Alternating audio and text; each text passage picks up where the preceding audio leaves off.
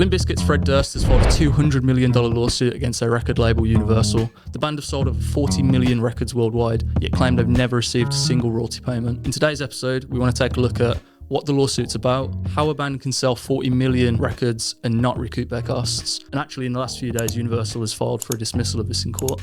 So things are about to get a lot more interesting. Let's get into it. Have you heard of the term Hollywood accounting? No. You've got no idea, right? I literally have heard the word, but I don't know what it is. Basically, it's a film term. It's when these studios will keep rising the cost of a project in order to not go over the break even or the profit on a balance sheet. Okay. So I've got a good example, actually. Watched a great video on this earlier. Harry Potter and the Order of Phoenix. The budget for that was about $150 million. This was with Warner Brothers. Yeah. It grossed over $1 billion, yet Warner Brothers still to this day claim that it's never run a profit. So what's interesting is the receipts were leaked, and it shows some of the expenses that Warner Bros. Were taken into account. And it was shown that Warner Bros. Borrowed their original budget from one of their other companies at an interest rate of 30%. So when everything was done, when the production was wrapped, it was all done. Yeah. Just the interest on that loan was $57 million. So they borrowed from themselves and charged themselves $57 million for the privilege of doing that. To keep that specific film in debt. Yeah, so the idea with why they do this is because in a lot of these films, and it also makes sense for record labels as well with artists, is they run net profit shares, which is obviously you have to break even, and then you start getting whatever the percentage is that is agreed. Instead of running a profit and giving these actors, these authors and producers maybe like tens of millions of dollars, because even if you've got a small share of like 6-8%, if something's making hundreds of millions, that's a big pile of money. Mm-hmm. So instead of giving it to these, why not just feed it to your other companies? The film companies are the record labels, right? Yeah. So it makes sense they would be maybe using these practices on the records as well. And to have a claim like Limp Bizkit, for example, selling 40 million records and never receiving a royalty payment is shocking. Right, I think the first thing most people take away is that's a pretty crazy claim. It is a fucking nuts claim. Yeah, I mean, what was your original thought when you hear that? I would have thought that they would be. I mean, I don't know, to be honest. Like, it depends. I've got no idea how their albums were structured, how the deal was structured, but it's quite easy when you've got large advances, which is the money they're getting paid up front to do the recording to live off. Like when you've got a band like Limp Bizkit and you've got a big record label, and this is in the 2000s or the 90s, I don't know when it was. That was when the early 2000s. So early 2000s. There was still big budgets, so they would have still been getting £1 million advances. Yeah. So I mean, I've actually got some numbers we can go into because it's detailed in the lawsuit. Okay. And actually, one of the big advances that is detailed in the lawsuit, so it's quite interesting. But we'll start off with what is the lawsuit? Why have Limp Bizkit filed for it? So this all starts, I think, a few years ago, where Limp Bizkit have seen a resurgence in their music. Just in Spotify alone for this year, it's got 450 million streams. Now, we're all told Spotify pays nothing. I think 500 million streams, it's worth something. Obviously, Fred thinks that as well. So Fred decides he's going to get in contact with Universal and ask, can I get a royalty report? Hopefully, he's been receiving them, you'd think, at least yearly, but apparently not. So he gets in contact, and it's alleged in the lawsuit that UMG, Universal, declines Fred's request because he was so far from recouping that they didn't even have to provide him with one. So most record deals like have a thing where you can request an audit of your own accounts. Like, you're legally entitled to do that. Yeah, I mean, I thought that's just a given anyway. So that's hilarious. Like, you can kind of understand why probably file for a lawsuit at that point. But anyway, gets his new management to get in contact, and they have a different response. So Universal claims, actually, there's a fault with our system, and we actually owe you $1 million. So they owe Limp Bizkit $1 million, but they also owe $2.3 million to Fred's record label. Fred has his own record label, which I think is distributed through Universal. Right. Has a bunch of other bands. But they pay him $1 million for Limp Bizkit, and they pay $2.3 million to his record label. So obviously, they've gone from, you're so far in the red that you shouldn't even bother asking us, to actually, here's $3.3 million. It's a bit of a discrepancy. So they file this lawsuit, and I'm going to quote exactly what it says in the lawsuit.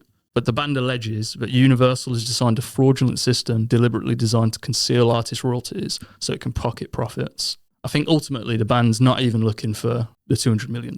I think what they're looking for is to retain their own music. Okay. But that's the gist of a lawsuit. It's that they think that Universal have designed a fraudulent system just so they can pocket the profits. I think a good place to start is what is an advance, because I think a lot of people will hear that they've been paid nothing and think the band have made, like they've just been given nothing, which obviously doesn't make any sense. The band have earned in their career. So do you want to explain what an advance is?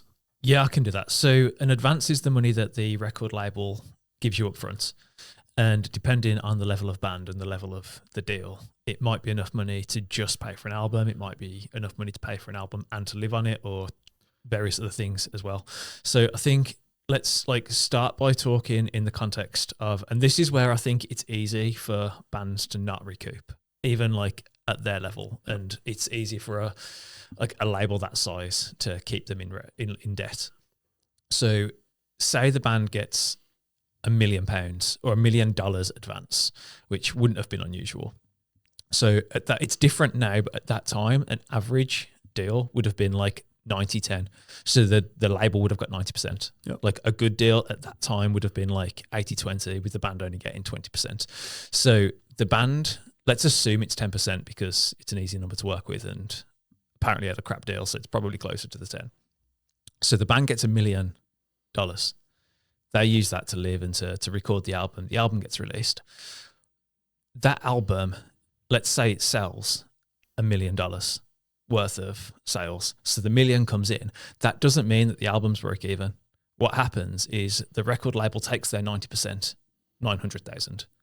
The band have 10%, 100,000 in their parts. So the record label takes that and then says, you've paid back 100,000. So they've paid back 10% of their advance. So the album has made $1 million, but it's only taken them 10% out of debt. Yeah. So with those numbers, the album has to do 10 million amounts, to make 1 million back. So the band could literally have made 9 million in album sales and still be in debt. So where it then gets complicated, or then and this depends on the deal. The it's band, completely deal dependent. Yeah, the band might have a deal where it's an isolated album and you have to recoup that, and the second album is a different thing. Yeah. But a lot of the time it's not. So when you talk about an band's getting multi-album deals, Contracts, the next album might come out before the first album's recouped. Yep. They might get another $1 million for the next album. Yep. So the first album might recoup all of the money, but the second album doesn't, the third album doesn't, so they stay in debt. If one of the albums has done really, really good, so in Limp Bizkit's case, and I am just guessing here, is their next album probably got a much bigger advance, and the album after that probably got a bigger advance. Well, I've got a couple of examples of that that's actually in the lawsuit, so it's completely true. And I think that's a great explanation of what an advance is. Obviously, it is completely dependent on the contract, and advance can include marketing budgets, music videos. Yeah. It's all the same. It's all the same part. It can also get added to it. So you could get an advance of $1 million and then get a tour come up, and it's shit, we need the tour support, and the record label gives you another 100,000. But you got to remember, to pay back that 100,000 on those terms, you need to generate another $1 million. Yeah. So what's interesting is in the lawsuit, they actually go into it a little bit, and they act on amendments, which an amendment is they started doing well, so they came back to their contract. And a record label will do this because they think if a band's hot, they want to keep the band, right? Yeah. Normally bands don't sign the best of deals. So obviously if you start selling well, it's in the label's best interest to keep you signed to that label. It's noted that on the third amendment, the band are given a $7 million advance. But not only that, they're given a $2 million advance in the recording budget of their second album. So that's already $9 million. So they've just outright said without anything else, it's just $9 million right there. So that's a massive amount of money. So if they're only getting 10%, they've got to make 90 You've got million to sell a lot of albums to pay recoup back that. So to go on to your point of paying back previous records, I've actually got some of the numbers for the 3 big albums they did, because they then, after their 2003 album, it was 2011 where they put out an album. But just going off the first 3, you can already see sort of a decline in sales. So their first album, Significant Others, in 1999, sells around 9 million copies. Chocolate Starfish, their next one, year after, sells about 10 million copies. So, I mean, these are massive records. It's huge numbers. In 2003, so there's a little bit of time, 3 years, they sell 1 million copies of their next album, which 1 million copies is a massive amount, right? It's a lot. However, to go from 10 and 9 million to 1 million, it's 10%. So based on if they were given these massive advances, which we already know they were given $9 million, you're already seeing where, well, that's going to be in the red. I don't think there's a world where that isn't in the red, to be honest. No. So, and that's the thing, like, so that album puts them into the red.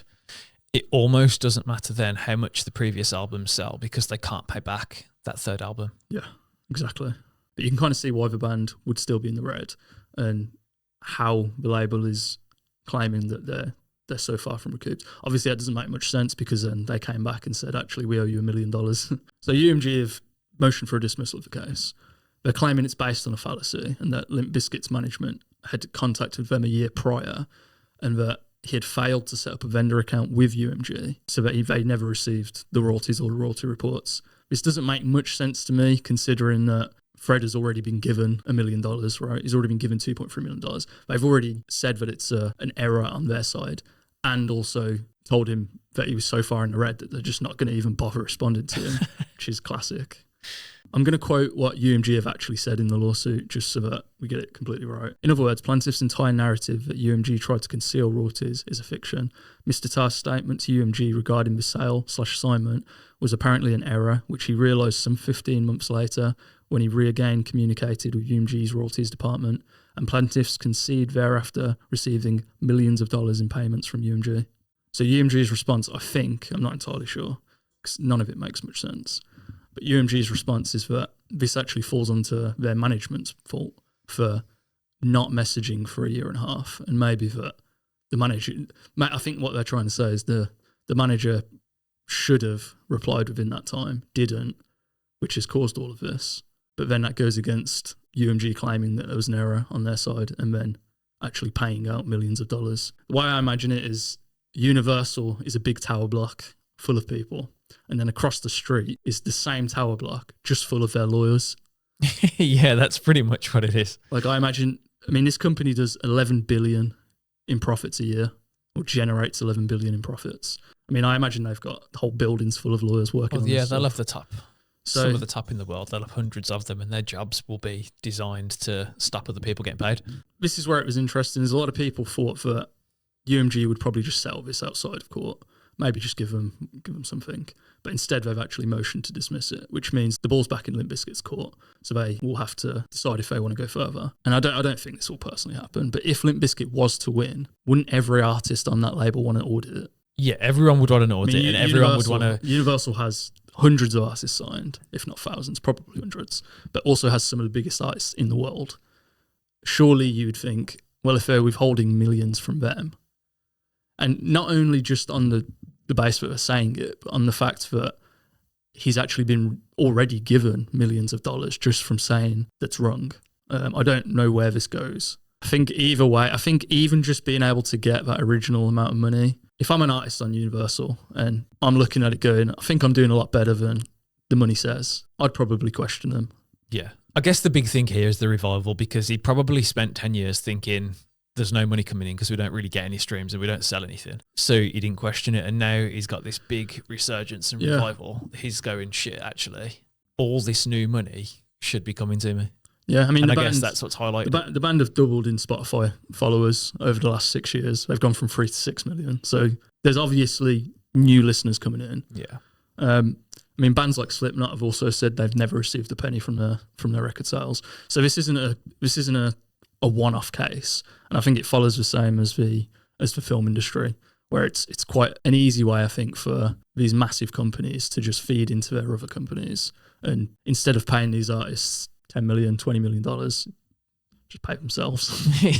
I assume they can't do the same thing of loaning themselves money. Obviously, technically they could, but the figures are small. Yeah, by comparison. The difference is a $2 million compared to $150 million. Yeah, like some of the films are doing like 500 million, so like you get why they're having to finance that, whereas a million or $2 million they're not having to finance. They've just got it. So I guess they're not taking loans against themselves probably in those circumstances, but they are going to be rolling on other debts from like consecutive albums. Yeah. So yeah, I mean, it's a crazy. I don't know where this goes. I'd be very surprised if Limp Bizkit were to win anything from this. So that's where it's all at the moment. Personally, I think it's quite interesting. I think definitely shady label business going on, and I hope Limp Bizkit gets some money for it. To be honest, we'll wait until something happens. That's all I've got. It's going to be really interesting to see what happens. I want to definitely be kept up to date with it. And I guess we'll keep everyone else up to date if anything does happen. Thank you for watching. If you want to listen, we're on Spotify. Please follow, rate, and review wherever you get your podcasts. And we'll see you next time.